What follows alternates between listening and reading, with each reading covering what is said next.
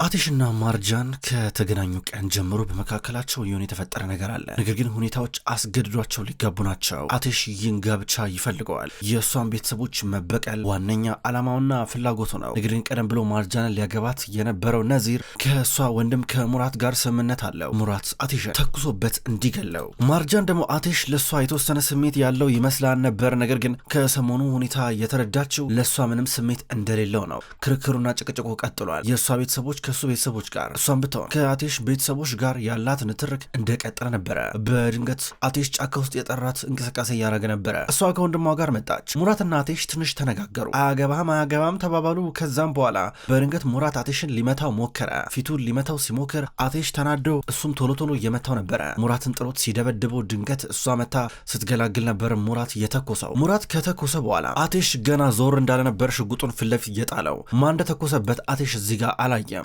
ነገር ግን ዞር ብሎ ሁለቱንም ተመለከታቸው። በአንድ በኩል ማርጃን ደንግጣለች። ሙራትም ቢሆን ካፉ ደም እየወጣ ነው። እሱ ትከሻው ጫፍ ላይ ነበር የተመታው። ነገር ግን ራሱን መቋቋም ከበደውና ባንዴ ነበረ የወደቀው። ከወደቀ በኋላ ሙራት ማርጃን ኒድ ከዚህ እንውጣ፣ ከዚህ እናምልጥ እያላን ነበረ። ምን እያረክን ያለው እንዴ? ወድቋል እኮ አቲሽ እንዴ! አንተ እንዴት ጨካኝ ብትሆን ነው? ኧረ እናስመልጠው፣ ኧረ እባክህ ተው፣ ሆስፒታል እንውሰደው ለበዚህ ሞታል ስለው ነበር። ማርጃን ነክ መኪና ውስጥ ግባት አትከራከሪ እያላ ነበር። በዚህ ሁኔታ ውስጥ ሆኜ ትቼው ልሄድ አልችልም። ይኸውልህ ስማኝ፣ አንድ ጊዜ ልቀቀኝ ያለችው ማርጃን ይኸውልሽ ይሙት ይኖር የሚታወቅ ነገር የለም፣ ችግር ውስጥ እንገባለን፣ ነይ ተከተይኝ፣ ምን ሆነሽ ነው? ቆይ አንቺ እያላት አይመለከተኝም ብላ እየሮጠች እሷ ተንሰፍስፋ ወደ አቲሽ እየሮጠች ስትሄድ፣ በአንድ በኩል ሙራት ደግሞ አያገባኝም የራስ ጉዳይ ብሎ የእሷ መኪና ውስጥ ይገባና ይሄዳል። እሷ ተንገብግባ ወደ አቲሽ እንደቀረበች ወድቋል እሱ። ወይኔ ፈጣሪ በህይወት አለ፣ ፈጣሪ ይመስገን፣ እስኪ ትላለች። በትከሻው በኩል ደም እየወጣ ነው። እዚህ አካባቢ ምንም ሰው የለም እንዴ ትላለች። ወንድሟ መኪና ውስጥ ገብቶ ስልክን መደወል አልፈለገም፣ ወደ ሆስፒታል ቶሎ ይሸሻል። እሷ አንገቷ ላይ ያሰረችውን ሻሽ አውልቃ ደም የሚፈስበት ቦታ ላይ አርጋ አይዞ ደህና ትሆናለህ ብላ እሱን ለማረጋጋት እየሞከረች ነበረ። ድንገት ገልበጥ አለና ዞር ብሎ እያያት እሱም ትከሻውን እያዝ እያደረገ ነበረ።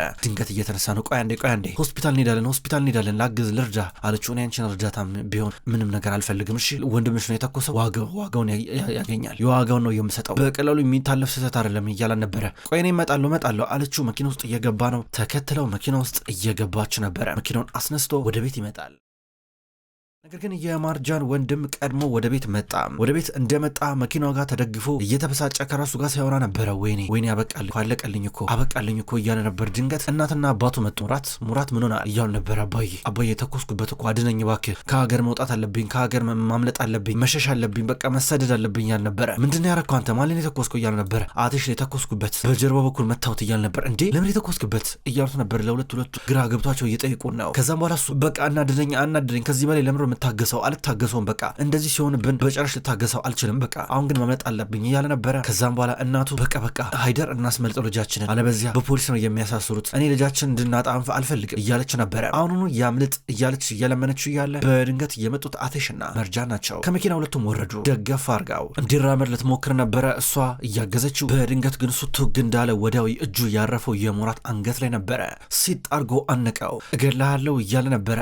እንዲህ እያለ ሲጥ ሲያደርገው ሙራት በጣም ፈርቶ ነበረ የታነቀለት። በአንድ በኩል ሃይደርና ነርሚን መሃል ገብተው ሊገላግሉ እየሞከሩ ማርጃን እኔ ነኝ የተኮስኩብህ እያለችው ነበረ። ደንግጦ አያት። ምን እያለ ነበር? አሁን እኔ ነኝ የተኮስኩብህ፣ ለሁሉም ነገር ኃላፊነቱን ወስዳለሁ፣ መቀጣት ያለብኝን ቅጣት እቀጣለሁ አለችው። ከዛ ደነገጠ። ደንግጦ ያያት። በድንገት እህቱ አስሊ እንዲሁም እናቱ ሙጅጋን እየመጡ ነበረ። ወደ እነሱ ቀረቡ። ልጃቸው ቆስሏል። ከዛም በኋላ ድንገት አዞሮና ወደቀ። ሙጅጋን ሆስፒታል እንውሰደው ትላለች። ከተወሰኑ ደቂቃዎች በኋላ ሆስፒታል መጡ። ቀዶ ሕክምና እየተደረገለን ነው። ጥይቱን ለማውጣት እየታገሉ ናቸው። በአንድ በኩል ማርጃን ራቅ ብላ ትጠብቃለች። ነገር ግን ጀማል እናቱ ሙጅጋን እንዲሁም አስሊ አንድ ላይ ናቸው። እቺ ደግሞ ምን ታረጋለች እዚህ እያለች አስሊ ትበሳጫለች። ድንገት ሙጅጋን ወደ ማርጃን እየቀረበች ነበር። ልጅ አንድ ነገር ይሁን እናጠፋቸዋለሁ እሺ ስትላን ነበረ። ጀማል እናቱን ቆይ አንዴ ተረጋጊ ብሎ ያረቃል። ከዛ ወደ እሷ እየጠጋ ነበረ። ማርጃን ምንድን የተፈጠረው ነገር በይ ንገሪኝ እስኪ፣ ማነው ወንድሜ ላይ በንቀትና በጭካኔ የተኮሰበት? ማነው ወንድሜ ለዚህ እንዲበቃ ያደረገው? በይ እስኪ ተናገሪ፣ በእርግጠኝነት አንቺ ይህን ነገር ታውቂያለሽ፣ በይ እስኪ ንገሪኝ ያለ ነበረ። ወንድሜ ወደ አንቺ ጋር እየመጣ ነበረ። ማን እንደተኮሰበት ታውቂያለሽ ማርጃን፣ ስለዚህ ንገሪኝ፣ አንቺ ብቻ ነሽ መልሱን የምታውቂው፣ በያ ተናገሪ፣ እንዴት ሊሆን ቻለ እያል ነበር። በእናትህ ተወኝ፣ እኔ ምንም አውቀው ነገር የለም፣ ግን በቃ እሺ ልንገርህ፣ እኔ ነኝ የተኮስኩበት፣ እኔ ነኝ የመታሁት አለችው። ተናደደ፣ ተበሳጨ። ነገር ግን ሄደው ለነ ሙጅጋን ለእናቱ እንዲሁም ለእህቱ አስሊ ሊናገር አልፈለገም። ማርጃን ደግሞ ሊመጣባት የሚችለውን ጣጣ እያሰበች ነበረ። በድንገት ዶክተሩ ከውስጥ የወጣው ሙጅጋን፣ አስሊ እንዲሁም ጀማል ወደ ዶክተሩ ተጠጉ። እሺ ምን አዲስ ነገር አለ እያሉ ነበረ። ደህና ነው፣ አሁን ደህና ነው፣ ገብታችሁ ማየት ትችላላችሁ፣ ግን እንዳታደክሙት ብሏቸው ፈቀደላቸው። ሶስቱም ገቡ። መርጃን ለመግባት ብዙ ተመኘች። ነገር ግን በጭራሽ መግባት አልቻለችም። ምክንያቱም አስሊ አታስገባትም። በርቀት እያያት የነበረው ራሱ አቴሽ ነበረ። እንዲህ በዚህ መንገድ እየተያዩ መታ አስሊ በሩን ዘጋቸው። መርጃን በውጭ በኩልና መጠበቅ ይጠበቅባታል። በሌላ በኩል አሁንም ቢሆን ሙራት ነገር እያሉ ነው። እናቱ ነርሜ ተረጋጋ፣ ችግር እንዳትፈጥርብን እያለች ነው። እሱ ደግሞ አባቱ እስኪመጣ እየጠበቀ ነበረ። ሃይደር መጣ። ከዚህ በኋላ ምን ሊሆን ነው? እሺ ውጤቱ እንደሆነ ተመሳሳይ አይሆንም። ከዚህ በኋላ ነገሮች ይቀየራሉ እያለ ነበረ። በአንድ በኩል ሙራትም ቢሆን እስካሁን ድረስ እንዴት በፖሊስ አልከሰሱኝም? መርጃን እስር ቤት ልገባ ነው እንዴ? እንደዛማ መሆን የለበትም፣ እኔ እገባለሁ እያለ ነበር። ይሄ ሊሆን አይችልም በጭራሽ። ትንሽ እንጠብቅ፣ ምናልባት ይህን ነገር ምስጢር አድርገው ሊያቆዩት ይችላሉ እየተባባሉ ነበረ። በሌላ በኩል አስሊ፣ ሙጂጋን እንዲሁም ጀማል አሁንም ቢሆን እስከ ማታ ድረስ ያው ከአቴሽ ጎን ናቸው። አስሊ ያው አቴሽ ላይ እንክብካቤ እያበዛችበት ነበረ። በኋላ አምጣልን እንዴት ነው አንገትን አልተመቸም ትራስ ልቀይርል እያለችው ነበረ። ዞር ብላ ሙጂጋን ታያታለች። አቴሽ እውነቱን ትነግረኝ እፈልጋለሁ። ምንድን ነው የሆነው ነገር? ማን የተኮሰብህ ታውቃለህ? በእርግጠኝነት ማን ነው እንደዚህ ያደረገው? በል ንገረኝ አለችው። እማዬ አላየሁም አልኩሽ እኮ እያለ ነበረ። ስንት ጊዜ ነው የምነግርሽ እማዬ አታምኚኝም እንዴ እያለ ነበረ። ተው ይሄ ነገር እያማረኝ አይደለም አለችው። በጣም ተጨና ስትጠይቀው ጀማል ደግሞ በቃ እናንተ ወደ ቤት ሄዳችሁ ረፍት አድርጉ፣ እኔ ከሱ ጋር ሆናለሁ ሲል ነበረ። እኔማ ልጄን ትቼ ተማሪ ሄደም ብላ ሙጂጋን ትናገራለች። አስሊም ብትሆን ከፈለጋችሁ እናንተ ሄዱ እንጂ እኔ ከጎን ሆናለሁ፣ እኔ ቆያለሁ ስትል ነበረ። ከዛ አቴሽ በቃ እናንተ ረፍት አድርጉ እያለ ነበር። ደውላለሁ አላቸው። ሁለት ሴቶች እየወጡ ናቸው። ጀማል ያው ከአቴሽ ጋር እየቀረ ነበረ። እኔ የምልህ ማርጃን የተኮሰችብህ እያለ ነበር። ማን ያለው እያለ እሱ እየጠየቀ ነበር። አቴሽ አይ ወንድሜ ግን እንዴት ሊሆን ይችላል? ማለት ልትገልህ ከምትፈልግ ከሆነ እንዴት በር ጋር አሁን ደግሞ መታ ጠብቃለች? ምንም ነው አልመስል ያለኝ፣ ምንም አልመስል ብሎኛል። ምን እየሆነ ነው ያለው ነገሩ እያለ ነበረ። እሷ ናት የምትሆነው። አዎ የሃይደር ልጅ መሆኗን አስመስክራለች። በእርግጠኝነት ለዚህ ጥፋቷ ላረገችው ነገር በሙሉ ዋጋ ትከፍላለች። እሺ ለማየ ሙጂጋን ምንም ነገር እንዳትነግራት። አስሊም ብትሆን ስለዚህ ነገር ማወቅ የለባትም እያለ ነበረ። እሺ ጥሩ ግን ምን እያሰብክ ነው ያለው? ምንድነው ቅደ የተለየ ነገር አለው እያለ ነበረ። የሚገባትን ሰጣታለሁ በቃ ችግር የለም እያለ ነበረ። አንተ ታውቃለህ ብሎ ጀማል በዝምታ እየተዋጠ ነበረ። በሌላ በኩል ይህን ነገር የሰማው የአቴሽን መመታት መረጃ እየደረሰው ናዚር ነው። በውጭ በኩል ሆኖ እያጠነጠነ ነበር። በድንገት ሙራትን እየጠበቀው ነው። መጣ። ሙራት ምንድን ያረከው ማርጃን ላይ እንዴት እንደዚህ ነገር ታደርጋለህ እያው ነበረ። ማርጃን ናት ሁሉ ነገር ያበላሸችው። እዛ ጋር ብንሄድ ኖሮ ያ ሰው ይሞት ነበረ፣ በእርግጠኝነት ይሞት ነበር። ነገር ግን እሷ ሆስፒታል ምናምን ነገር እያለች ነበረ አለው። ሲጀመር በደንብ አትመተውም እንደ አንተ ደጋግማ አትመተውም እንዴ? እንዴት ማርጃን ደግሞ ልትወቀስ ታደርጋለህ እያለ ነበር። ባክ ልቀቀኝ፣ ከሞተ ይሞታል፣ ካልሞተ አይሞትም። በቃ ድጋሚ እንሞክራለን። ምንድነው አንተ ቆይ የምትለው? ህይወቴ ልታበላሽ ነው የምትፈልገው? ስማ ማርጃን በዚህ ጉዳይ ዋጋ እንድትከፍል አልፈልግም እያለ ነበረ። ጥሩ ሲጀመር ይኸውልህ አንተ መጠየቅ ነው የኔ ስህተት፣ ራሴን ነገር ማከናወን እችላለሁ፣ ራሴ ጨርሰዋለሁ፣ ከኔ ሳይሆን ከሌላ ሰው ትሰማለህ እያሉ ነበር። ትዞት ሄደ። ራሱ ናዚር አቴሽን ሊገለው እንደሚፈልግ ግልጽ አድርጎለት ይሄዳል። ሙራት ወደ ውስጥ ይመለሳል። ማርጃናውንም ቢሆን እነ ሙጂጋን አቴሽን ጠይቀው እስከሚሄዱ ድረስ እየጠበቀች ነበረ። እንቅልፍ የሚተኛበት ሰዓት አለ። ያችን ሰዓት ትተውት ወደ ቤት ሊሄዱ የወሰኑ ይመስላል። ከዛ አስሊና ሙጂጋን በርጋ ናቸው። ጀማል እስኪመጣ ድረስ እየጠበቁት።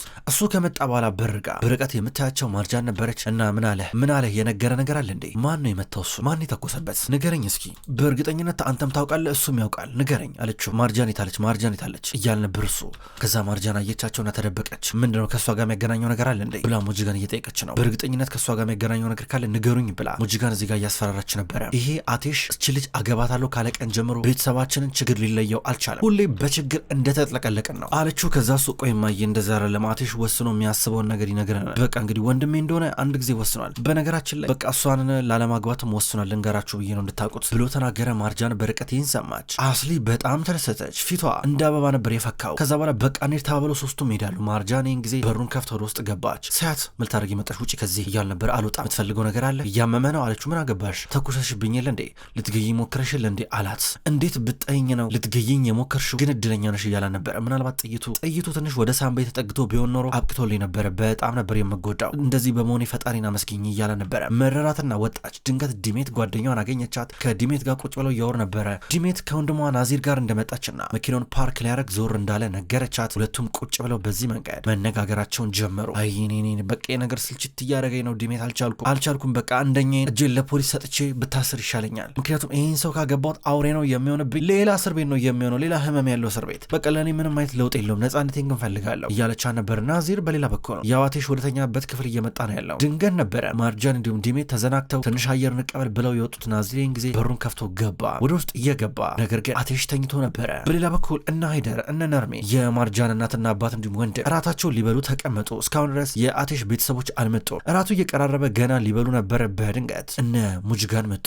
የአቴሽ እናት ወንድምና እህት እንደመጡ ይህን ነገር አንስቶ አጽዱት እያለች ነበር። ሙጂጋን ሳህን አንስታ እየሰበረች ልጄ ይዛ እየተሰቃየ ነው፣ በሞትና በህይወት መካከል ነው ያለው፣ እናንተ ትበላላችሁ እንዴ ብላ እየጮች ነበረ። ሳህኑን ሰባብራ ሄደች። ይህን ጊዜ ነርሚን በቃ አፒታታችን ተዘግቷል በሉ በቃ አንሱት ብላ ቤታቸውን ሰራተኛ እያዘዘች ነበረ። የእራት ስነስርዓታቸው ባንዴ ተበጠበጠ። ከዛ ቁጭ ብላ ማውራት ጀምሩ። ናዚር በቀጥታ ወደ አቴሽ ክፍል እየገባ ነው ያለው። አቴሽ ተኝተዋል። ናዚር በርቀት አየዋየውና ወደሱ ቀረበ። ትኩሩ ከተመለከተው በኋላ አንገቱን ሊያንቀው እጁን እየሰነዘረ ነበረ።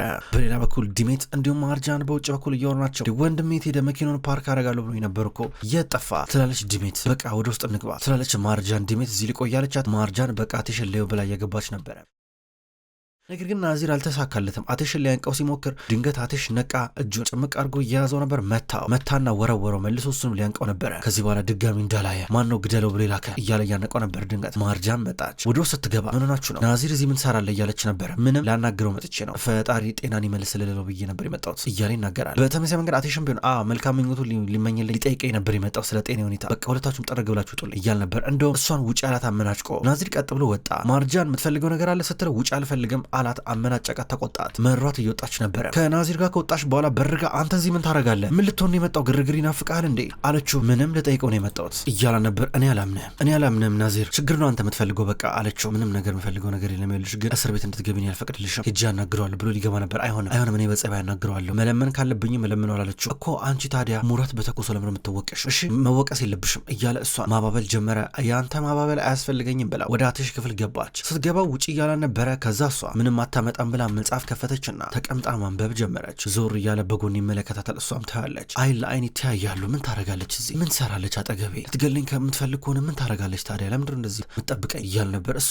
ምታነብ መስላ ዞር ብላ እያየችው፣ እሱም ዞር ብሎ ያያታል። ከዛም በኋላ ትንሽ ህመም እንደተሰማው ሆነ። ፊቱን ሲያጨማድድ ምን ነው አመመህ እንዴ ዶክተር ልጥራለህ እያለችው ነበረ። አሁንም በዝምታ እንደተዋጠ ነበረ። የሆን ነገር በል እንጂ የሆን ነገር በል፣ ይቅርታ መጠየቅ አለብኝ ምሮ ከኔ የምትፈልገው አለችው። በይቅርታ ብቻ የሚስተካከል ይመስልሻል? ስታስቢው በይቅርታ የምታልፊው ቀላል ነገር አረግሽው እንዴ እያላን ነበረ። ልትገይ ሞክረሻል። እኔ ጋር መተሽ ንጹህ ምንም እንደማታቂ አትጫወቺ ብሎ እየተቆጣ ነበረ። ዝም ብላ አየችው። እንደዚህ ማለት እኔን አትችልም እባክህ፣ እኔ ላግዝ ብቻ ነው የምፈልገው። አንተን ካወቁ ቀን ጀምሮ ህይወቴ ድብልቅልቁ ወጥቷል። እንደዚህ ተጨናንቄ እንደዚህ ፈርቼ እንደዚህ ሁኛ አላቅም። ሲጀመር አንተ ምንድነው የምታገኘው ጥቅም እያለችው ነበረ። እኔም በማግባት የምታገኘው ጥቅም ምንድን ነው እያለችው። ህይወትሽን አድኝልሻለሁ አለችው። ባታድንልኝ ይሻለኝ ነበረ፣ እንደዚህ አይነት ህይወት ከምኖር ብሞት ይሻለኝ ነበረ ብላ ልትቀመጥ ነው። ድንገት እሱ ቀና እያለ ነበረ። ደገፍ አረገችው። ልታረገው ስትል ወደሱ በጣም ዘንበል እያለች ነው። ይህን ጊዜ በጣም ተፋጠጡ፣ ተቀራረቡ። ከዛም በኋላ ምንም አላረግልህም ብላ ጥላው እየወጣች ነው። በሌላ በኩል አስሊ ወደ ጀማል እየቀረበች ነው። እርግጠኛ ነው ወይ ወንድሜ አቴሽ ማርጃንን አገባታለሁ የሚሉን ሀሳብ ቀይሯል ወይ ብላ ጠየቀችው። እኔ እንደማውቀው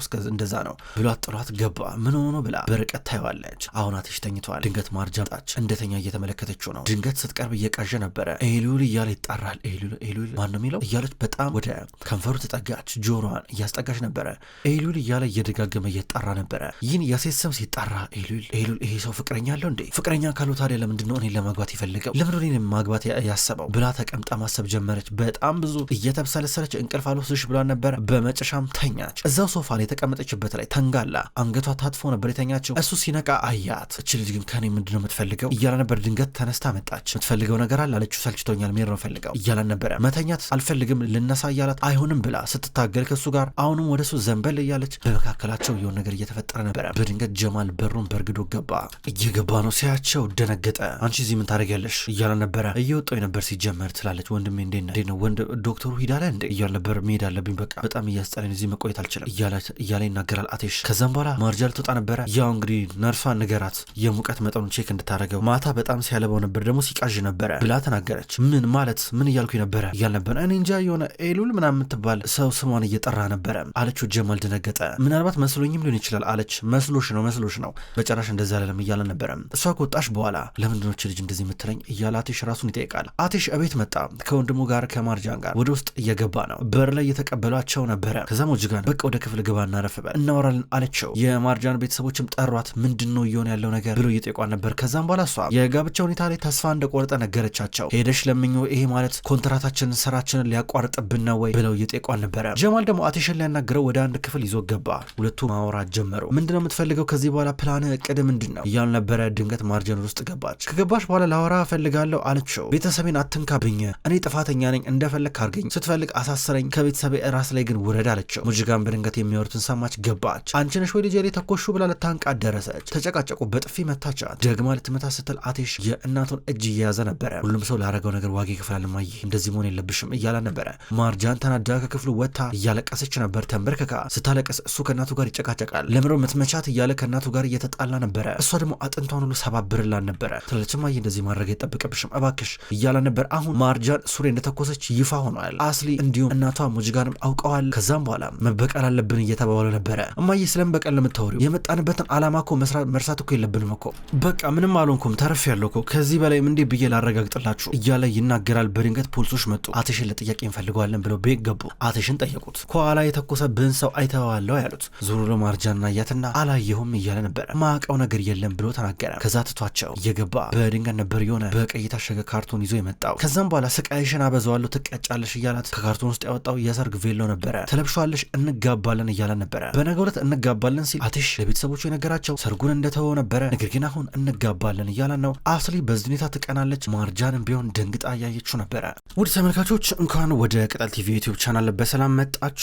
ክቡራን ተመልካቾች የድራማ መሀል ልብ ነው። መሀል ልብ ድራማ ከዚህ በኋላ በቅጠል ቲቪ ዩቲዩብ ቻናል ወደ እናንተ ዘውትር በተመሳሳይ በዚሁ አቀራረብ ይቀርባል። አቀራረቤ የተመቻችሁ ክቡራን ተመልካቾች ሁልጊዜ ዘውትር የመጣችሁ እንድትከታተሉ እጋብዛለሁ። ይህን ቻናል ሰብስክራይብ ያላረጋችሁ እስካሁን ድረስ ሰብስክራይብ በማድረግ እንድትቀላቀሉን ጠይቃለሁ። ይህን ቪዲዮ ላይክ እንድታደርጉም ጠይቃለሁ። ሁሉ ተመልካቾች በሁለተኛው ድራማ በዘውድ ድራማ ደግሞ በሌላ ቀን የመጣ ይሆናል። እሱ ድራማ አልተጠናቀቀም። እሱንም ቢሆን በተመሳሳይ አቀራረብ በተለያየ ቀን ወደ እናንተ ይዤ የመጣ ይሆናል። ሁሌም ስለምትከታተሉኝ በጉጉት አመሰግናለሁ። በቀጣይ በአዳዲስ ቪዲዮ እስከምንገናኝ ድረስ በያላችሁበት መልካም ቆይታ ይሁን።